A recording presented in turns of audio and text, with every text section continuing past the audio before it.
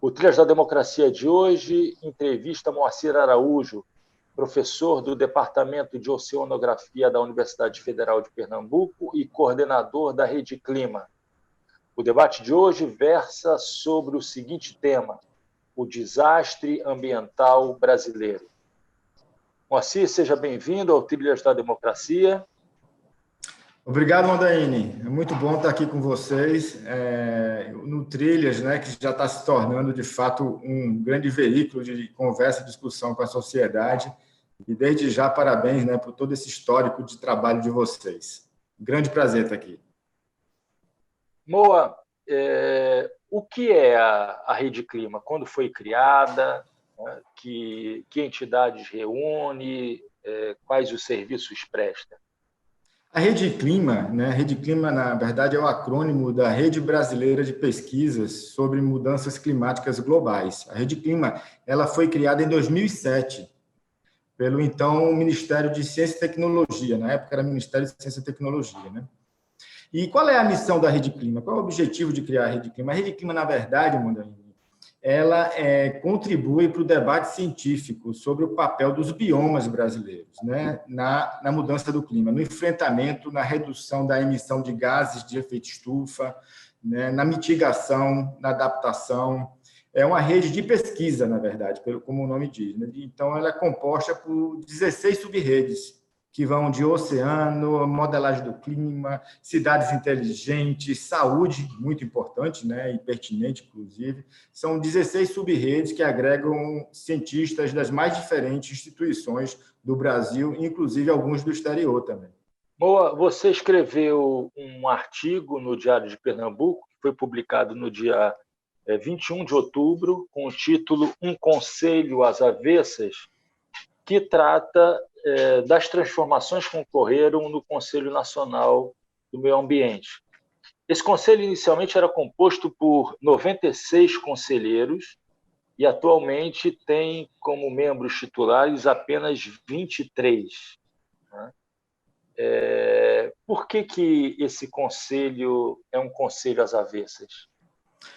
Rapaz, a construção da política ambiental brasileira foi realizada ao longo de várias décadas, né? Assim, não é muito evidente, né, mostrar a importância dos recursos naturais e quanto isso pode ser útil para a própria economia. E todo esse esforço culminou com a criação do Conselho Nacional de Meio Ambiente, né, que originalmente tinha, como você falou, 96 conselheiros, que envolviam toda a sociedade civil. Né? ONGs, inclusive, também muito ativas, participavam do Conselho. E o Conselho Nacional do Meio Ambiente, o CONAMA, é aquela instância, é a última instância capaz, né, de intervir para evitar abusos com relação à degradação ambiental no nosso país. E tinha funcionado assim muito bem, né? Até uns 4 anos atrás. Era um conselho representativo, né? Muito representativo e muito importante, né? Como fiel da balança, de certa forma, para que a gente pudesse evitar os abusos, né, da destruição ambiental que naturalmente acontece quando você não tem controle nenhum. Né? Era um conselho que, de fato, intervinha junto ao Ministério do Meio Ambiente, né, um conselho consultivo muito ativo e que fazia a diferença. Né? E de uns 4 anos para cá, mais ou menos, a coisa começou já a se deteriorar. Né? E, finalmente, no ano passado, rapaz, esse conselho foi absolutamente reduzido a 23 membros, né? Inclusive com a incorporação de algumas entidades que têm muito a se beneficiar, né, com uma fiscalização ambiental mais fraca, enfim, né, com uma série de falta de ação, digamos, de inação. E hoje eu diria que o CONAMA se transformou, né, uma casa legislativa chapa branca, entendeu? Então, e de fato, um retrocesso enorme. Então, pelo que você fala, a mudança do caráter do CONAMA coincide com o golpe contra a ex-presidente Dilma? Foi no governo Michel Temer que começa a mudar a natureza do CONAMA, se radicalizando durante o governo Bolsonaro? Totalmente, totalmente. Aquilo ali foi realmente um tip point, como a gente chama, né? Uma virada na política ambiental brasileira, infelizmente, né? E que está se deteriorando muito rápido. Isso aí é que, de fato, está sendo muito inquietante, né?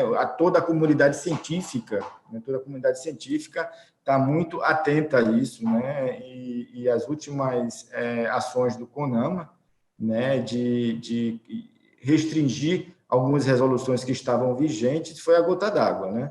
Tanto é que nós estamos muito empenhados, né? Inclusive já tem uma ação no Supremo Tribunal Federal para que a gente tente reverter isso, né? Reverter isso que a princípio houve uma liminar, mas enfim, né? Eu acho que é uma ação que a sociedade brasileira precisa estar mais empenhada, e para isso ela precisa conhecer, né? Isso aí é fundamental. Isso.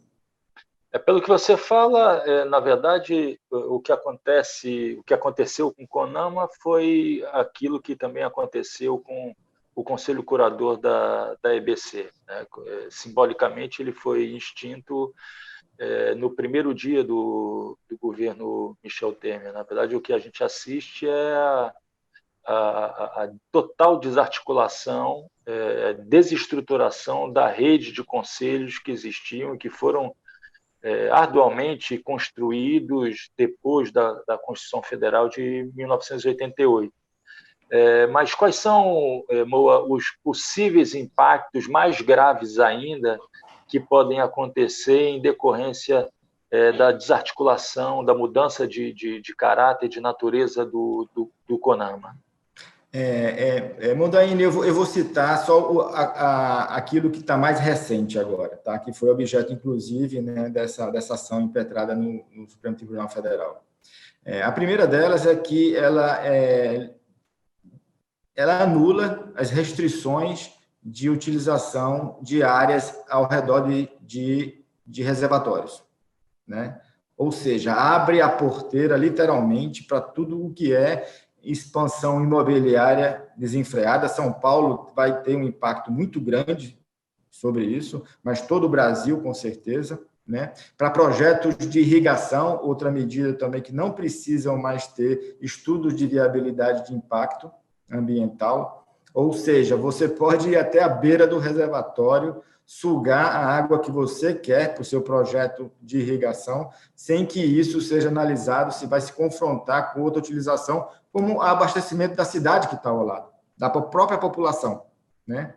Outra terceira medida, e essa, assim, como eu sou da oceanografia, né, eu estou muito envolvido mais especificamente, que foi a retirada das restrições, né, das áreas de manguezais, apicuns, restingas, ou seja, aquela primeira fronteira que você tem, né, inclusive de combate à própria mudança climática, porque com o aumento do nível do mar, esses sistemas se tornam a nossa primeira fortaleza contra esse aumento do nível do mar, né? E você para também de retirar carbono da atmosfera, percebe? Então, assim, e para variar, assim, como se não fosse suficiente, uma quarta medida, Mondaini, que essa é também muito grave, que permite você incinerar substância tóxica em fornos de cementeiras, né? Ou seja, você autoriza que toda a população comece a inalar essas substâncias a partir da sua queima em forma de cimenteira. Ou seja, de fato, é uma total falta de sensibilidade, né? E uma total falta enfim, né? de percepção do que isso pode prejudicar a sociedade brasileira, toda a nossa população. Um descaso sem precedentes. Moa, eu gostaria de te convidar a fazer, infelizmente, né, um balanço dos desastres ambientais brasileiros nos últimos 5 anos, né? Ou seja, de 2015 para cá, começando com aquele que é considerado o maior desastre ambiental da história brasileira, que foi na barragem de Mariana e depois de Brumadinho. Poderia ter sido evitado o desastre nas barragens de Mariana e Brumadinho?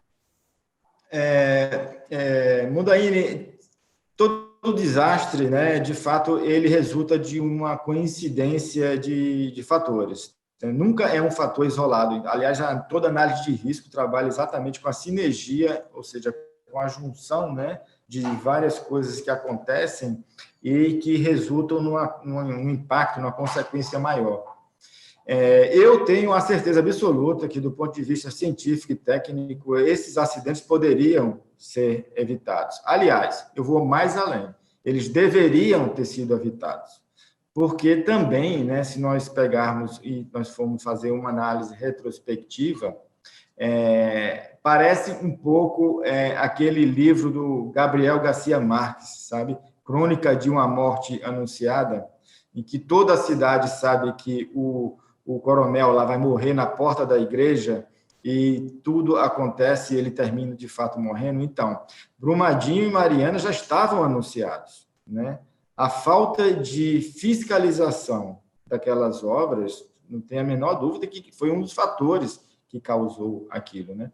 Agora, você tem também uma certa leniência, eu diria, do ponto de vista do Estado brasileiro, em deixar avançar empreendimentos de mineração de um porte como aquele, em áreas de muito risco, de elevado risco, né? E de grandes veículos de comunicação. Mas não é essa comunicação que nós estamos tendo agora. É veículos de comunicação naturais, como os rios, por exemplo, né? Então, de fato, tudo o que você joga, tudo o que você faz no rio, a capacidade de transporte daquele dano é muito maior, né? E a capacidade, portanto, de contaminação se duplica, se triplica, enfim, né? Quando você tem isso que aconteceu em Mariana, por exemplo, né? Você tem um caso típico de uma série de ações que nunca poderiam acontecer simultaneamente, né? Você pode até ter, de fato, uma mineração, mas num local onde você não tenha nenhum aglomerado humano importante, por exemplo, né? Você pode até ter uma mineração longe de rios, por exemplo, que é justamente a situação em que você não encontra, né? Todo o problema da mineração no Madeira, nos rios amazônicos, você está fazendo aquilo dentro praticamente d'água, né? Então, assim, é uma série de coincidências infelizes, né? Que são, de fato, evitáveis. Então, isso eu acho que é muito importante que a gente aprenda com isso, né? É muito importante que a gente aprenda e é muito importante que a gente não deixe acontecer novos empreendimentos que estão começando agora. Existe uma grande discussão agora no Rio das Contas, na Bahia, sobre a implantação, né, de um complexo de mineração e que está trazendo de novo, todas essas coincidências juntas, percebe? Então, assim, é fundamental que a gente normatize, né, a partir do que a gente sofreu. É fundamental que a legislação caminhe no sentido de proteger essas áreas, muito mais do que deixar que uma situação como aconteceu lá em Minas Gerais se repita em outros locais do Brasil. Então, de fato, dá para evitar, sim. Boa. Geralmente, o impacto causado pelas mortes imediatas de pessoas, né, muitas delas desapareceram e nunca mais serão encontradas, terão seus corpos encontrados, né, chama muito a atenção, né? Mas os efeitos de médio e longo prazo, as mortes causadas no médio e longo prazo acabam caindo no esquecimento. Quais são as possibilidades dos efeitos de Brumadinho e de Mariana se estenderem nesse médio e longo prazo, seja resultando na morte de pessoas por contaminação, seja no declínio econômico dessas regiões que giraram muito em torno dos empreendimentos da Vale? Eu me lembro que eu fui a Mariana, fui a Ouro Preto, aquela região de Minas Gerais, pouco tempo depois do desastre, e me chamou muito a atenção de maneira negativa uma faixa numa das praças centrais de Mariana, em que estava escrito: queremos a Vale de volta. Ou seja, isso eu acho que é o reflexo da dependência que existia da região, dos investimentos feitos, né, pela Vale na região. Isso. Eu acho que, primeiro, analisando a questão da longevidade do impacto, né? Assim, você sabe que todo aquele material é um material que é bioacumulável, ou seja, se você ingerir Mondaine, não sai mais nunca do seu corpo, percebe? E se um peixe ingerir, não sai mais nunca do corpo dele. E se você, por acaso, gostar de peixe, você vai também acumular aquilo que estava no peixe. Ou seja, de fato, as repercussões são enormes e isso, com certeza, trará a mortalidades futuras causadas por efeito daqueles acidentes, não tem a menor dúvida. Então, isso é um aspecto fundamental e isso aí a gente tem que monitorar, né? A gente tem que abraçar mais do que nunca a ciência, né? E monitorar todo esse comportamento, monitorar metal pesado na população, monitorar na fauna, monitorar na biota toda da região, até a região costeira, viu? Porque a pluma foi enorme na região costeira. Eu me lembro que nós estávamos realizando uma campanha no navio brasileiro e nós fomos interrompidos. Nossa campanha interrompeu completamente correto para que a Marinha pudesse ajudar lá na região costeira. Então, os impactos são enormes. Agora, com relação à dependência econômica, nós precisamos criar mecanismos que garanta uma certa imunidade, né, a essa economia que agride o meio ambiente, né? Nós precisamos, de fato, evitar, né, e deixar com que a economia local, né, os arranjos locais produtivos, é uma região extremamente rica também, né? Quem não conhece Mariana, Tiradentes, aquela região toda? Então, não é por causa da Vale que Mariana e Tiradentes vão afundar e vão desaparecer do planeta por pobreza, percebe? Então, assim, caberia ao Estado, né? Caberia ao Estado, aí eu não falo do Estado só de Minas Gerais, mas esse ente, né, que nós designamos para organizar a nossa economia, para ajudar a organizar essa economia, caberia ao Estado intervir e desenvolver outras formas de remuneração para aquela população, né? Nós falamos cada vez mais, e daqui a pouco, viu, Mondaine, a gente não vai ter como escapar sobre o salário universal, viu? O salário universal traz consigo também, né, além de N benefícios, esse que nós estamos tratando agora, né, que seria uma maior imunidade a esses atores econômicos que trabalham de forma completamente descontrolada em nosso país. Um nível de emancipação em relação a esse discurso da dependência, né, de uma determinada região em relação a uma atividade econômica destrutiva. Exatamente. Né, predatória, né, etc. Exatamente. E por falar de predatório, a gente poderia agora migrar para um segundo grande desastre ambiental, que foi o derramamento de óleo no litoral do Nordeste, que você acompanhou de perto, né?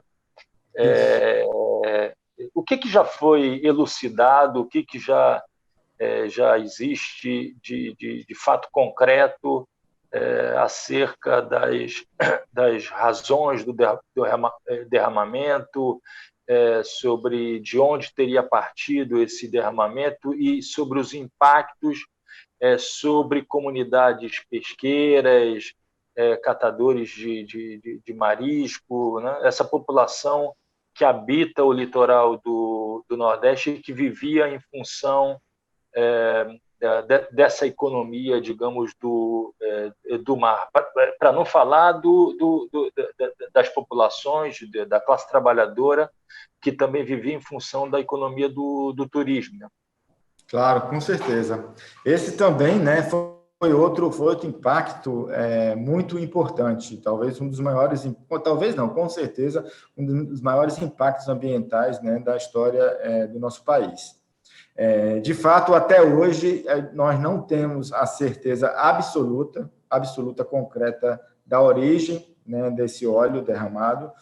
Nós temos suspeitas, sim, né, a partir do cruzamento das embarcações que transportam petróleo em nossa costa, porque tem uma coisa engraçada que nem todo mundo sabe, engraçada entre aspas, né, minha gente? Que apesar do Nordeste do Brasil não ser o maior produtor, da região mais produtora de petróleo do nosso país ou do mundo, enfim, né? Nós sabemos que o petróleo brasileiro está mais concentrado ali no ambiente marinho, ali na Bacia de Santos, de Campos, né?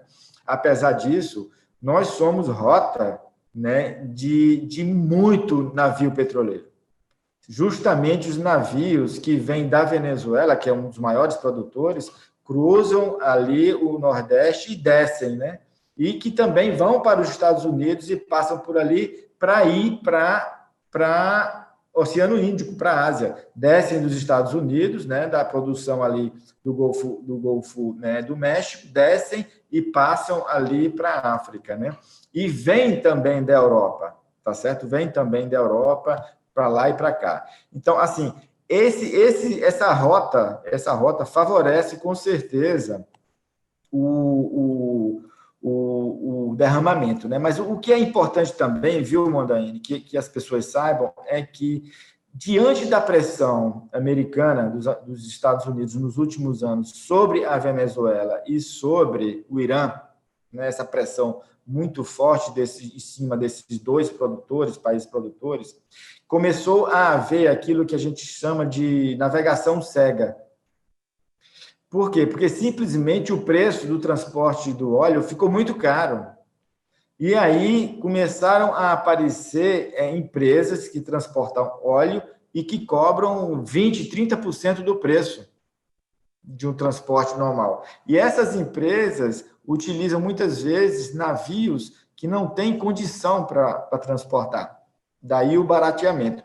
E muitas vezes navegam, né, trafegam sem ligar o emissor de posição deles.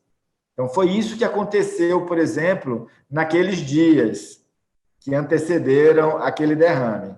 Em particular, nós temos dois. Eu não vou poder entrar em detalhe, porque está com o Ministério Público, né? Nós damos assessoria. A UFPE, a nossa universidade, né? Nossa, sua também, a nossa universidade foi muito ativa, ainda está sendo muito ativa, né? Nesse processo todo de análise, de contribuição científica, para elucidar esse enigma da origem do óleo, né? E mesmo para também minimizar os efeitos, uma vez que o óleo chegava na praia, né? Foi uma mobilização muito grande também da nossa universidade, sempre protagonizando isso, naquela época, até hoje.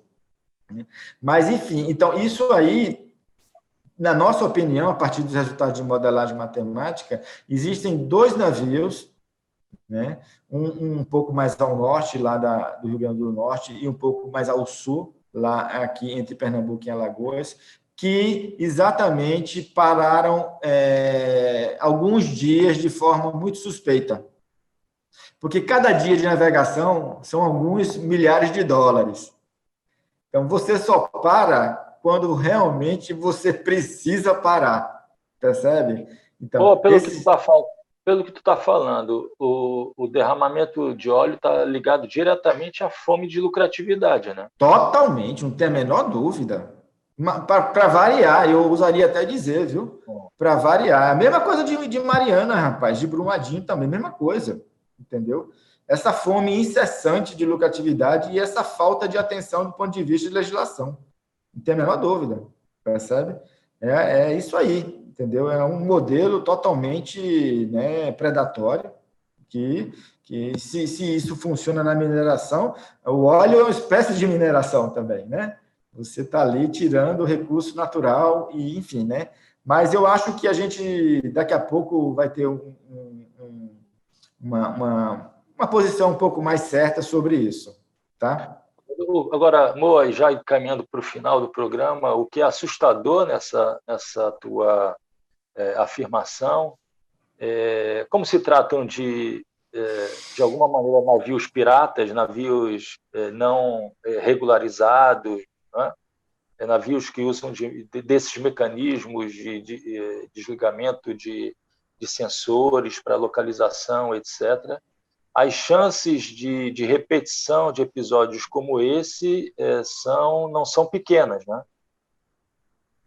Eu acho que as chances de repetição de episódios como esse são relativamente importantes, eu diria. Sobretudo por aquilo que eu estava conversando, né, falando, que é a alta frequência de navios petroleiros que passam, não é só em Pernambuco, não, viu? É de ali do Rio Grande do Norte, Ceará, Rio Grande do Norte, até embaixo, né, percorrendo a costa brasileira, antes de atravessar o Atlântico e ir para a África do Sul e depois para a Ásia. Então, a chance é muito grande. Então, é muito importante que a gente tenha e que a gente desenvolva, nós estamos trabalhando sobre isso, inclusive, com o próprio Ministério Público, né, uma proposta muito interessante, por iniciativa conjunta da Universidade Federal de Pernambuco e do Ministério Público Federal, numa proposta de uma metodologia, né, de um sistema que permita que a gente monitore isso antes que aconteça. Uhum. Percebe? Navio parou, a gente vai ficar sabendo em tempo real. Entendeu? Assim, é uma série de atividades, né, que a gente vai desenvolver a partir de 2021. Boa, nós chegamos ao fim. Infelizmente, a gente não teve tempo de analisar as queimadas do Pantanal, né, na região amazônica. Isso fica para uma próxima oportunidade. Mas nós temos que ficar por aqui e o Trilhas da Democracia volta na próxima semana, sempre debatendo temas relativos à defesa da democracia, dos direitos humanos e, dentro do conjunto dos direitos humanos, a defesa do meio ambiente. Muito obrigado. Ótimo, muito obrigado, Mundaine. Parabéns a toda a equipe do Trilhas, viu, que está aí realmente se tornando um excelente veículo, né, de recomposição da nossa democracia. Parabéns a todo mundo, a você e o grupo todo.